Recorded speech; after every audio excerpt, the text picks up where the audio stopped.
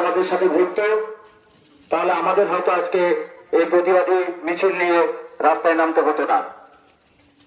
আমাদের এই মিছিলের উদ্দেশ্য এটাই, আপনার ঘরে আমার ঘরে সবার ঘরে আমাদের এই ছোট ছোট মা বোনেরা আছে, যারা আগামী দিনে বড় হবে, তাদের স্বপ্ন পূরণের জন্য এইরকম মাতৃভূমির মতো কোন জায়গায় যাবে স্বপ্ন পূরণ করতে।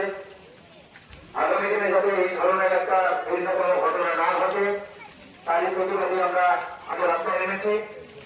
আমাদের প্রতিবাদী মিছিলটা